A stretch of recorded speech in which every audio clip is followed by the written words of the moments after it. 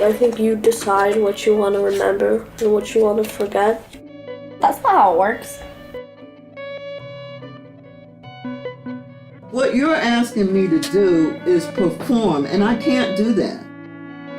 I remember you. I don't believe you. My heart is just really pounding. 就需要描述那种感觉。It's always a trying to understand, and you cannot succeed. It's rare to take note how an encounter with someone seeps into your way of thinking. I dig through my collection of 600 business cards. They actually feel like a primal version of an exchange object, like a bead or shell. Even like for a split second, they left something of themselves in me.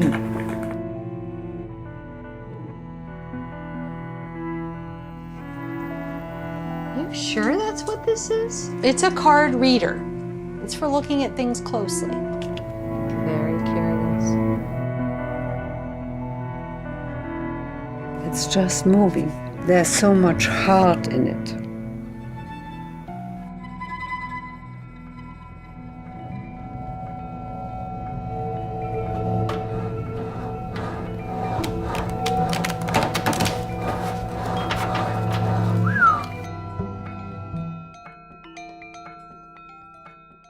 Sylvia, missioned us together. It doesn't require much effort. Doesn't require much effort. It's a pleasure. You're probably one of the most frequent guests over the years. Well, we have a rapprochement, so that's nice. And I appreciate your being so welcoming. I really do. And it's a nice way to be back in touch with you. That's true. That's true. It's something to look forward to. And it's, I was really happy to do it. All right. Well, we can begin officially. Okay. If you're ready, because I have something at 10. You probably have a full day, I'm guessing. All right. So we'll just start. Thank you. Lynne Sachs.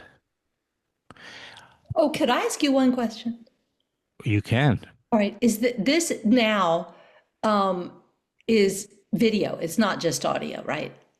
It's up to you. Oh, okay. I mean, I'm ready either way. Okay. I always, it's like I pretty much just leave it up to my guests, to say, if they have a preference, because, it's not, to me, I don't have a very large YouTube audience. So, I really haven't worked very hard at some of them take off, some don't.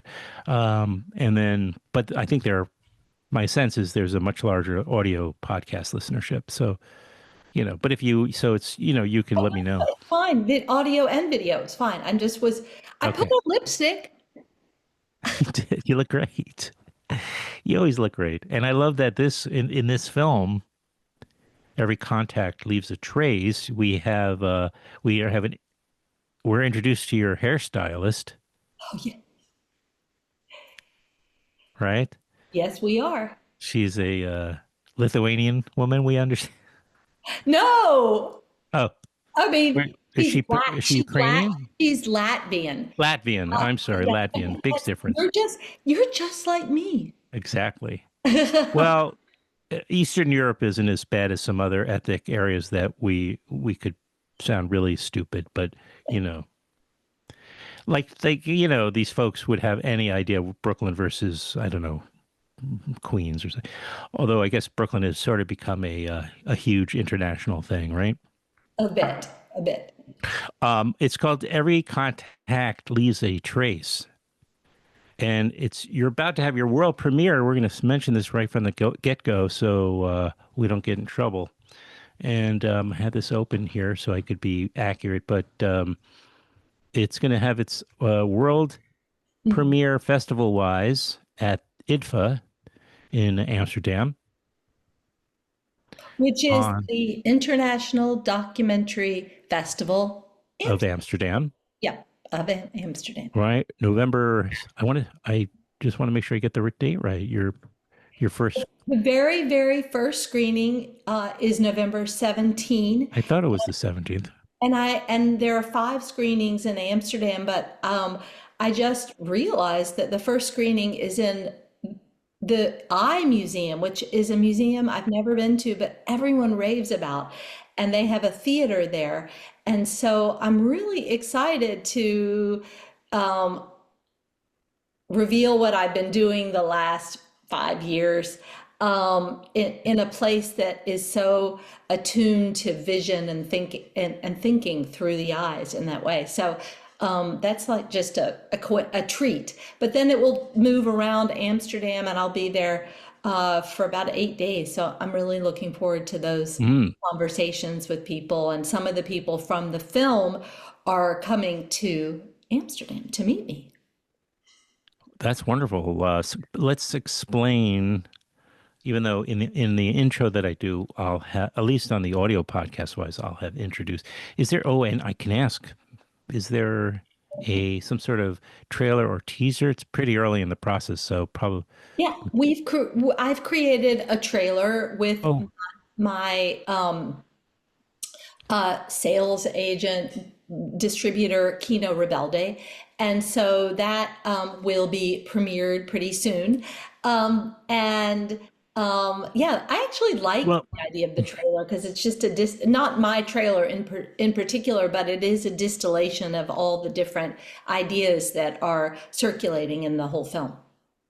And well, I was just thinking we could put it at the beginning of this potentially, but maybe it won't be ready in time. It's already October. It's done, so we can talk about that. Okay. It's nice to be able to do it just as a way of, as you said, distilling what we're talking about, which is every contact has a trace. So this is just a little background, right? This is a scientific concept originally. This idea that every contact leaves, this right, like that. Every encounter, there is evidence of that encounter, in some fashion or another, whether it be right, physical or otherwise. Correct. And let me just say something. This is my first interview on the film. So wow. I'm really excited about this. Because, what'd you say? Again? I think we've done that before, which is great because it lets you find the language of how to. I actually want to say I'm finding the language. So if I sing tongue-tied, that it's because I'm still in the midst in my mind, I'm still in the midst of understanding what I made. So I kind of like that awkwardness, or I'm telling you, there may be awkwardness. Awkwardness has its place, time and place, I agree. And no better time and place than on this particular podcast. So I heard the expression, the you called it scientific. You could also call it forensic. Right. Series of words. Every contact leaves a trace, and it's from Edmond Locard, who was a 19th century kind of criminologist, and he was interested in that exchange that goes on between a thief and the person from whom the thief has taken things. So the thief takes an object, but the thief also leaves an aspect of themselves, and that's what the detective, let's say, is tasked with excavating and determining. And this even predates DNA. So I thought about that in a more, I guess I'd say, ontological way, like how that affects your whole way of being when another human being passes through your life for seconds or maybe a few years and leaves a bit of themselves. There's a residue of their presence, and maybe that's simply because you've been changed, or you think about life in a new way, and you can't go backwards, and you may never see them again. And I was wondering what it would be like if you did circle back and sort of replay your first encounter and see how your lives have taken on different journeys since that time. So the film is an exploration of the beginnings of intimacy or awareness, and then the fact that sometimes that doesn't happen at all, but we still accumulate that impact. Those traces, right? Traces. So it's interesting. So on the surface, it's almost just a symbolic object. In this case, somebody's business cards. Mm-hmm. But really, what you're looking at are the original interaction, the original moment in your life that you had this this encounter, I guess. Encounter is exactly the word. Actually, I'm going to get the box just to show you. Get the box. In the meantime, I will entertain. Oh, you're still in the picture. That's nice. So this I too have kept. I had to scale them down, but I had also hundreds and hundreds of cards. Mm-hmm. Let me That's see what them. I have. Hundreds and hundreds of cards. Many of them have been scanned, many and plenty haven't, but they're not, that means they're not in the film, but they're just here. And there's those are your cards. Fantastic. Look, Lynne Sachs. Oh my God. I wasn't joking. Do you think for a moment? I'm This so is glad another- you brought that. I didn't even know, honestly, I was thinking about it and forgot. And it just happens to be right by my desk because it's in this tea tin. At one point it was in some other thing, and I had to I was just sort of feeling like I had to get rid of a lot of them. I don't remember if I did or when I did it, but because they definitely could not have fit at one point in. Look, they could just be the same as what you have. Yeah, we probably have some of the same cards, but I was hoping I'd see my card in yours collection, but that's because of the narcissistic strain that runs through my fiber. I don't know. The cards are important because they indicate that there was a tactile interaction. Yes, right. And that I still hold a little piece of their identity. Mm-hmm. And then in the film, I actually visit a forensics lab at John Jay, and which is a city college here in the New York City is part of the city college, I think, part of the city college system. No, I think it's part of the state university. Oh, okay, so possibly. Okay, but anyway, it's a public university where they work with police officers. They work with people. Police sciences. Yes. And so I was interested in finding out, well, could there be DNA? Could there be some kind of biological remnant? And there very well could be. Probably most of the biological remnants on the cards are my own. But anyway, there's something that confirms that we were in the same physical space. And so that became particularly interesting during the pandemic, which was the time that I was really starting to edit this project, because I was having sometimes profound relationships with people, but they were always from a distance. And so that sense of somatic connection seemed to be something I was missing. So I wanted to explore that in this film. And some of the people I had, like, for example, with Lawrence Brose, who was the filmmaker who had created a film, kind of a tribute to Oscar Wilde. And Lawrence was someone I met more than 30 years ago. And we only were able to worked together virtually in our reconnection, and it was a deep grappling with something that had happened in his life that paralleled Oscar Wilde's, and we actually got to a very, very, very profound place, even through through Zoom.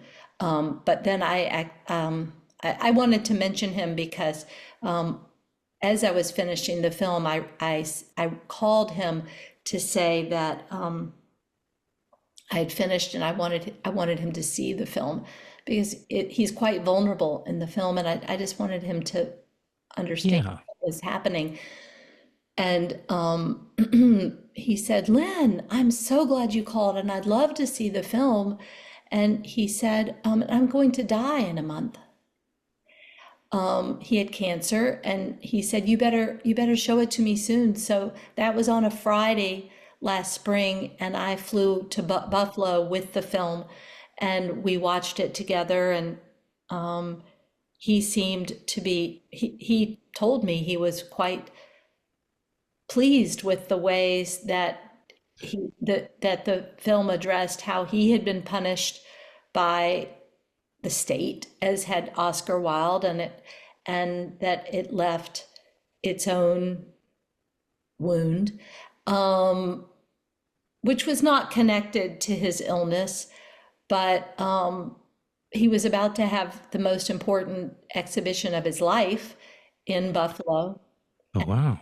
And he did have it, and he made it to that exhibition, and he gave a little speech, or a brief speech, I don't want to say little, and then he died. And so I've been thinking about this, and because you actually were featured in a film that I made, Tip of My Tongue, that something about the community that you create in a film also creates this closeness, right, and this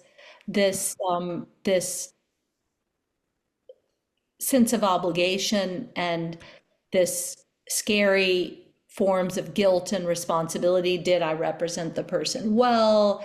Was I too harsh? Was I too candid? All of the different things that become part of the exchange that happen in a situation where you're working with reality. Yeah.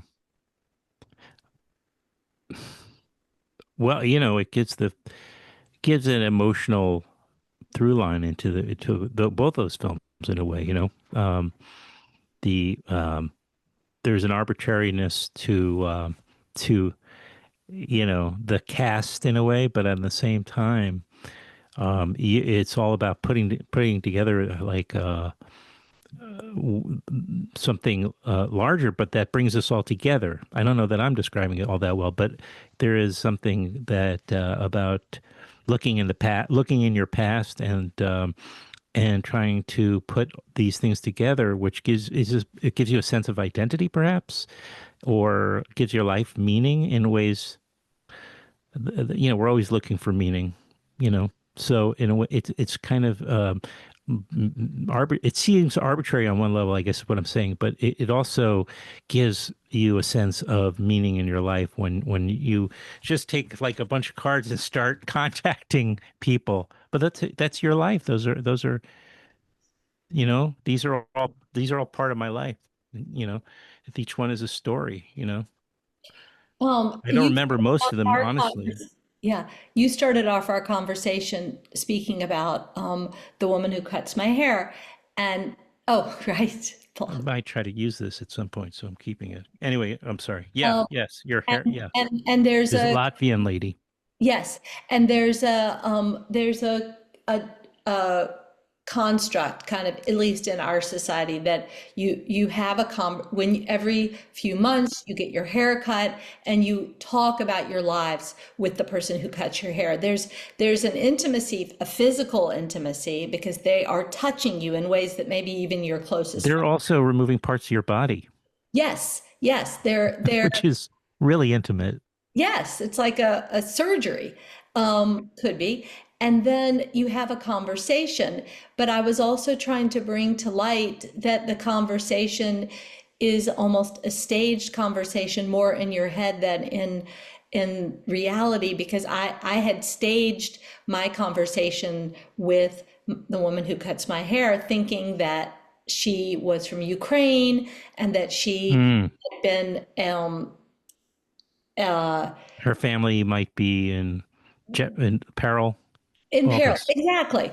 And so for really months and months, I was kind of feeling this anguish for her and empathy for her and her family, because I knew about her grandson and I knew about like all these kind of predictable things. The only problem was that I had transposed where she lived, and she didn't live in Ukraine at all. She lived in Latvia. So it was like I had staged her, let's say, in a country, even though she's in the New York, but that her community was in Ukraine. And yet she wasn't a part of that war. So she wasn't connected to it. And some people have told me, why did you reveal that you didn't know that really someone you had known for 8 years, you didn't even understand what her nationality was? And I said, yeah, because it also shows that the elision, like that we fill in holes when we think we know. We fill in the blanks. Exactly. Yeah. That's right. We do that. So, we think we just do that with with the past, right? But in fact, I guess we don't. Maybe it's also in our concurrent relationships and experiences. We do that too, to some degree, right? I was talking to. Is this film about memory, or is it more about? Do you think about? There's an expression that is very interesting to me. It's maybe a cliche, but sometimes cliches are quite revealing. That you are the company you keep. You are defined by the company you keep. You have a sense of your own integrity, but you also become who you are as you are surrounded by the people who Reinforce that, or who reinforce it or who challenge it. That we become a composite of the company we keep. So I thought about, well, at a certain point, how have I been not just affected by my parents? I made a film called Film About a Father Who, about my dad. Well, I've made films about with my children. But these other people that we might call secondary or tertiary, but yet they change your way of thinking, or they put you in your place. They say no. They're candidly recalibrate, helping you to recalibrate how you understand the world. So I wanted to think about those people, and my only way of doing it in a very concrete way was to use my cards. And I liked the cards because the cards have phone numbers. Some of them have emails, even though many of them I acquired way before email. And some of them have addresses, and all of that is probably obsolete in a way, but it triggers your understanding of place. The cards are full of information, like how people define who they are, like this is my trade, this is my occupation, this is my joy, all of those things. So they are catalysts for thought. And I liked, you used the word arbitrary. I liked that it would be a little like that game Solitary, where you flip one card or you flip another and you try to match them. But you also are doing it in kind of in an impulsive way. And then that sends you in a direction you didn't anticipate.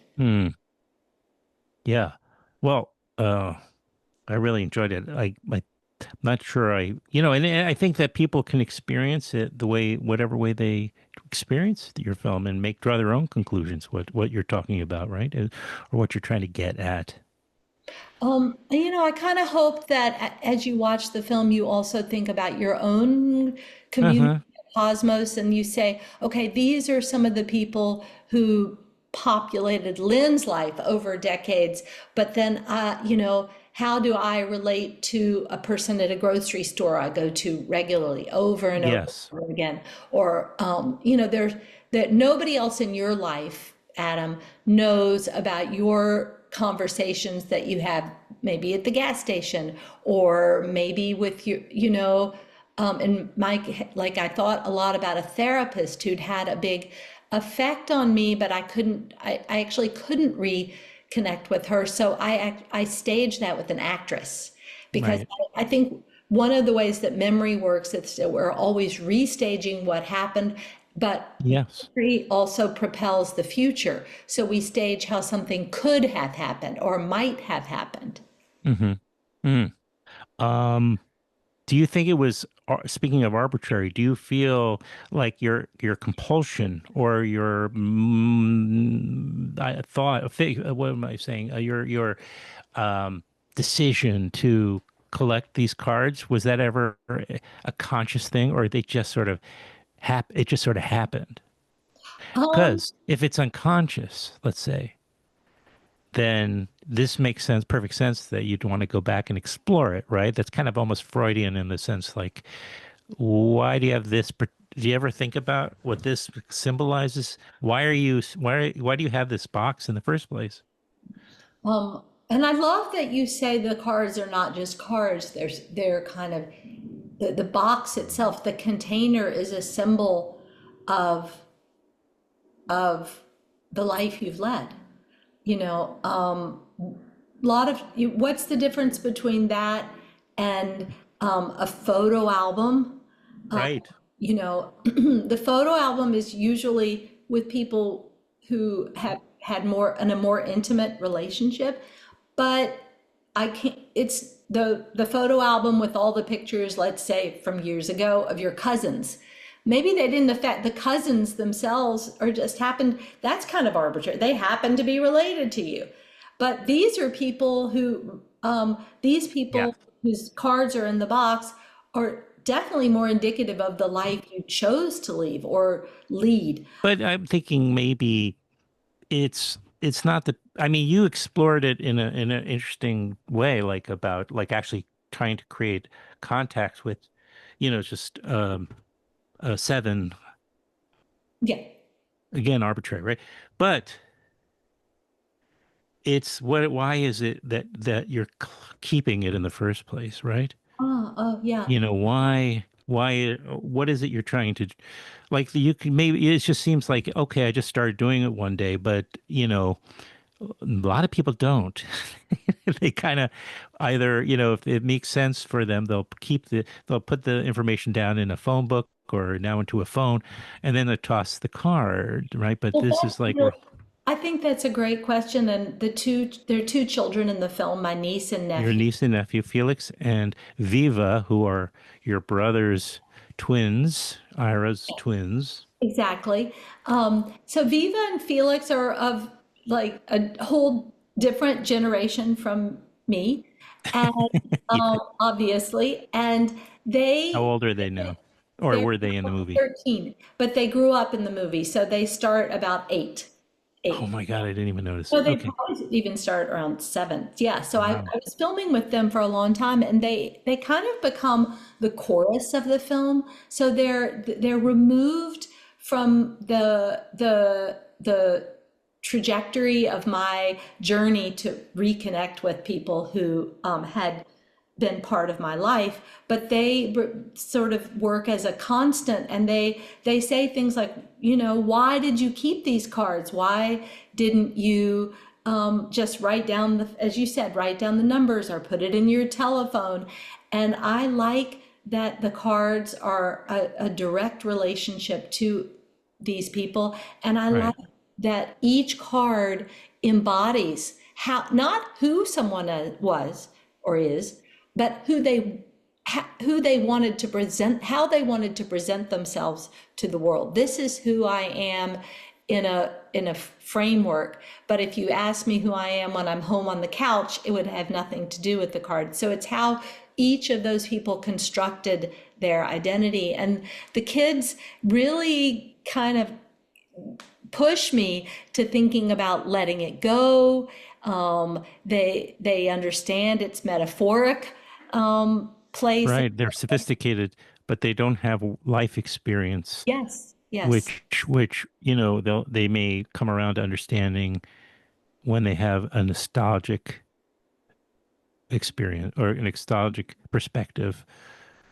There's a nostalgia to it. Not like, oh, I'm thinking about when my grandmother took me to the amusement park, but the nostalgia in the sense of like what I was trying to articulate. So not really that great before, which is it's just like a piece of you at a certain point. Mm-hmm, mm-hmm. And I love their suggestions, put it in a bottle, put all the cards in a bottle and throw it in water. I mean, that's something they've seen probably in a cartoon. Or they also suggest putting it in a wall in my house and then letting somebody find it. And all those things are just fantastic. Fantastic. Yeah, fantastic. Like then they came up with them, and it's their own whimsy, their own awareness of sort of what people do with things they've accumulated, and that it was actually really tender to spend that time with them talking about cards or material things that might have seemed irrelevant to them, but they started to ponder in a really deep way. It's interesting because I love this when you talked about how each one also represents, right, individually. Now I was talking about them as a collection, but now individually it's like an interaction, right? And a transaction, but it's an interaction. And so, I love that you can have this moment where you take them out and, decide to reach out. Like it never occurred to me. But that's an amazing part of a card, right? That information's right there. Here's another one. Maybe I don't know. I don't know about Film a lot. I don't either. Film lot. I don't know. But just like there was one woman who definitely was kind of intimidated by the camera, didn't want to be in the film. She was a Syrian woman. Her name is not in the film. We had eaten a meal together when we were. I was shooting it with my husband Mark. We were making a short kind of public service video to help the refugees organization raise money for this family, and I didn't at all blame her. Like I wasn't. It was frustrating that she didn't want to be in the film, but then in the end, I had to connect with her in my own mind, and I did it by cooking something that was very difficult for me, but through the cooking, and I think that I allowed her to inhabit my mind in a way that was meaningful, as you were saying, and I think a lot about that. About how thinking also becomes a vessel for you to recognize how a person has entered your consciousness. So she is in my consciousness. There are ways that we interacted that changed me, and I created a very formal situation, which was cooking an extremely difficult recipe for makluba. It's called. Oh, right. Yes. And so as I'm making the makluba, I have to reckon with who she was in my life. And that's all I had of her. Right. Yeah. Well, it's called the film. Every contact leaves a trace. And you, more than anybody, probably have a whole emotional and an intellectual journey from your concept, right, to fruition when making a film. Like it turns into something that teaches you probably a tremendous amount. You've watched a lot of my films, and I think that's probably true, that I can look at each one of my films, and there are about 50 of them, because I have made films that were 90 seconds long. Yes, I've never made those. 90 minutes, but 90 seconds I've done.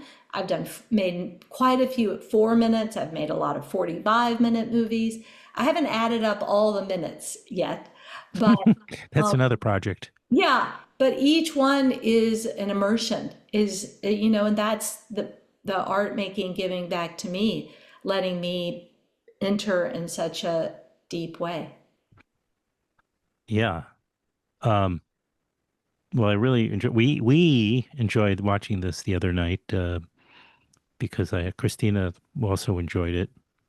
Oh, We I'm so watched it glad you together. watched it together. That makes me happy to imagine the two of you engaging with the film. Oh, He was there too. oh, your dog was there too. Good, three of you. I hope Yeah. your dog was paying attention. Yeah, it was pre-eye problem, so that's maybe maybe it was too much visual attention. That could have been the cause. Oh, yeah. But all right, so Amsterdam, when are you leaving? Oh gosh. I actually have a short film in Doc NYC that's Oh showing. my God. What day is that? That's November 14. It's in Oh, a so you program. got Yeah, so I'm showing that film, and then the next day I fly to Amsterdam on the 15th. on the 15th, and I And get then you're showing, and the film shows the 17th through the 22nd. that's great. And then I'm there a little longer to do some sightseeing. Yeah, so I'll be there the whole time, and then I'm waiting to figure out where the U.S. premiere will be, and hopefully that will be clear to me soon. Or there are things that's being explored, I assume. Yes, exactly. Got it. Well, I don't know if we'll have more to say about it, but anyway, we can always, I guess, re, post and stuff like that at that time. Oh yeah, I'll share this. Oh my God. So sorry to bother you. I just knocked over the lid to this thing. But I swear to God, I haven't looked at this since I don't remember the last time. But I'm not going to ever get rid of these. As I've told people about this project, people often say, "Oh, I had a box of those cards. I just threw them away." And I'm really glad to see you did not, because the cards for me are not nostalgia, but they're catalysts for thinking about different periods of your life. Right, exactly. Yeah, sure. Yeah. Right. And they are ways of recognizing, like, also how the world has changed. Like, you found the Blockbuster card, and Right. That's like a catalyst for discussion about technology, or to think about, yeah, like film distribution and technology and yeah, and also and social. Okay. I was just going to say, I'm sorry, the cards from the late 80s and also into the 90s don't have email addresses, but they have actual addresses. So people exist in a geographic way. Right. Yeah. But I mean, if you think about the Blockbuster, that's when we got out of our house, had to leave, right? Exactly. Go to a collective space,